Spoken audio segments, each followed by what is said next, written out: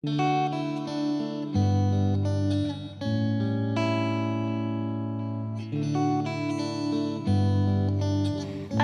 वालेकुम everyone, welcome back to my YouTube channel. मैं ठीक हूँ, उम्मीद है आप सब भी ठीक होंगे।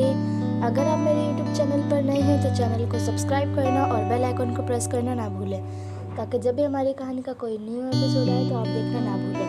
और आप हमारे साथ हमारी कहानी के अंत तक बने रहें, ताकि हमारी कहानी में आने वाले नए नए मोड़ आपको दिलचस्प लगें। और अगर आपको हमारी कहानी पसंद आए तो लाइक कीजिए, कमेंट कीजिए, शेयर कीजिए और चैनल को सब्सक्राइब करना ना भूलें। तो चलिए रुख करते हैं हमारी कहानी बिखरे हुए मोती के एपिसोड 24 की तरफ। आफरीन कंगा बालों में फेरते हुए बाहर जा चुकी थी। आफरीन ने खुशबू के दिल की बात महसूस की थी, इसलिए उसने खुशबू को दूसरे नज़रिए से समझाना चाहा था, क्योंकि वो इमरान की नज़रों से बचने की कोशिश करती रहती। इसलिए उसे ये एहसास दिलाना ज़रूरी था कि जब इमरान को नहीं चाहती तो क्यों बचती हो। लेकिन इस बात से आफरीन का मकसद था कि दोनों करीब आ जाएं, क्योंकि वो अच्छी तरह जानती थी मोहब्बत दबाई ज़रूर जा सकती है, लेकिन दिल से ख़त्म नहीं की जा सकती। इधर खुशबू आफरीन की बात सोचने पर मजबूर थी।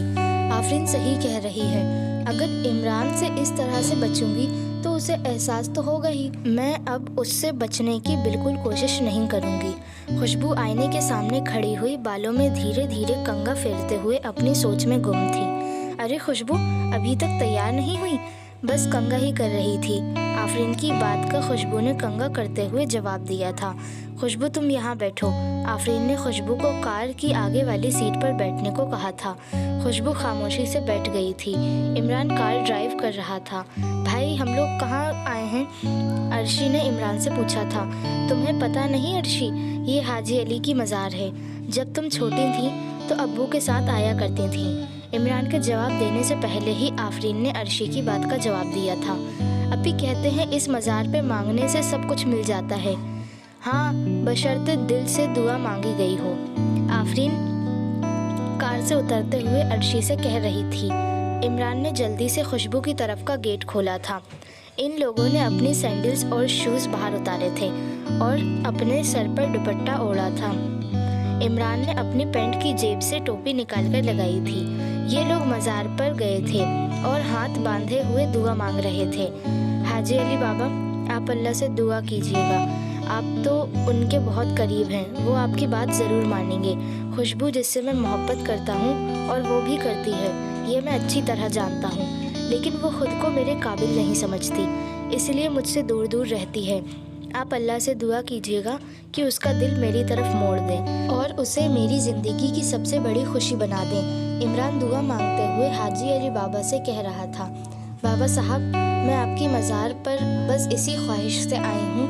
इमरान बहुत अच्छा है, उसे वो हर खुशी मिले जो वो चाहता है। खुशबू दुआ मांगकर बाहर आ गई थी।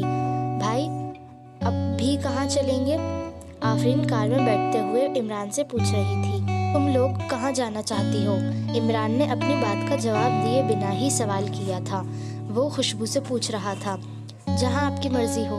खुशबू ने कार के बाहर देखते हुए इमरान की बात का जवाब दिया था। खुशबू एकदम चौंक गई थी, क्योंकि इमरान ने कार वहीं रोकी थी जहाँ शादी से पहले घूमने आए थे, जहाँ चारों तरफ हरियाली थी। वही मौसम था जहाँ हल्की हल्की बारिश की फुहारें पड़ रही थी। भाई, बाहर निकलते हैं ना, कार में बैठकर देखने में मज़ा नहीं आ रहा है। अर्शी मुंह बनाते हुए कह रही थी। अच्छा चलो।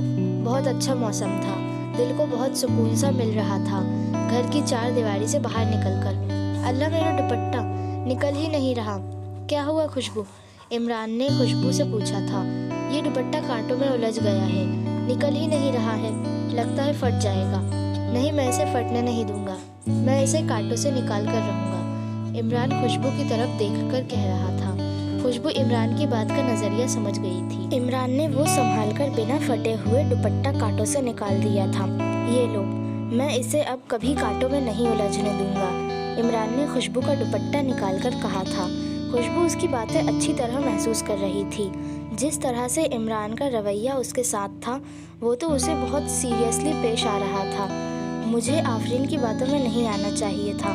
इस तरह से तो वो मुझसे दूर जाने की बजाय और करीब आने की कोशिश करेगा।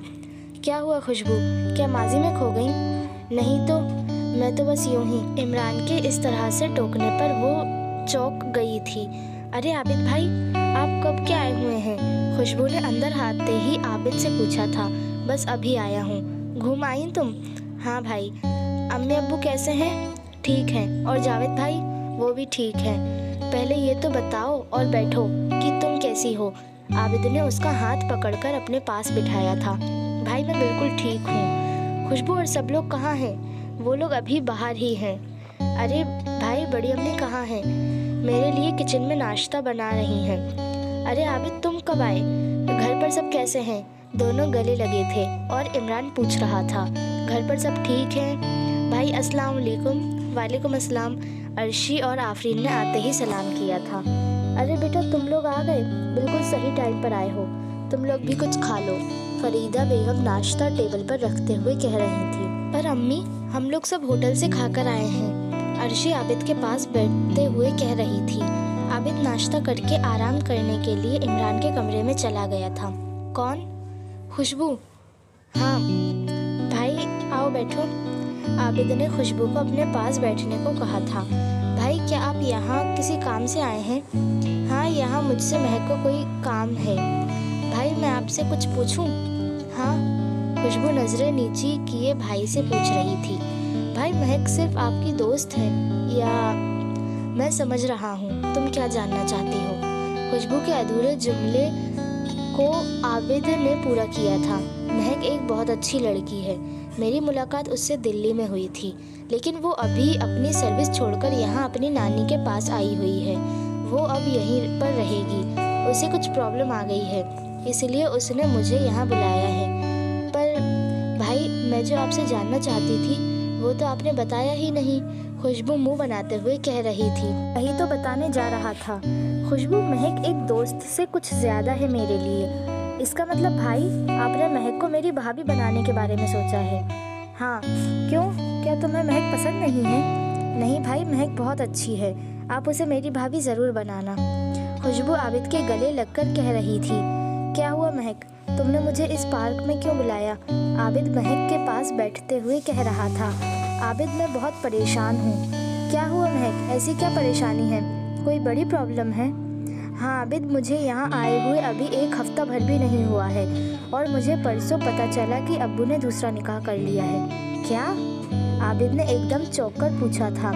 हाँ आबिद, 2 बच्चों के बाप होकर, और अभी तो वो दादा भी बन गए हैं। कल ही कनाडा से भाई का फ़ोन आया था कि भाभी को बेटा हुआ है और इस उम्र में अब्बू ने निकाह कर लिया है। उन्होंने हम दोनों भाई बहन के बारे में बिल्कुल नहीं सोचा और इस उम्र में शादी करने की क्या ज़रूरत थी? महक गुस्से में टहलती हुई आबिद से कह रही थी। देखो महक, तुम जिस नज़रिए से सोच रही हो वो ठीक है, लेकिन इस बात का एक और पहलू है। कैसा पहलू? महक बीच में ही बोली थी। यही कि तुम्हारे भाई कनाडा में सेटल हो गए और तुम्हारी शादी हो जाएगी और वो बिल्कुल तन्हा हो जाएंगे। पर आबिद, ये शादी अब्बू जब भी तो कर सकते थे जब अम्मी का इंतकाल हुआ था। हाँ तुम ठीक कह रही हो, लेकिन ये भी तो हो सकता है कि इस उम्र में उनको एक साथी की ज़्यादा ज़रूरत हो जो हर दम उनका ख्याल रख सके।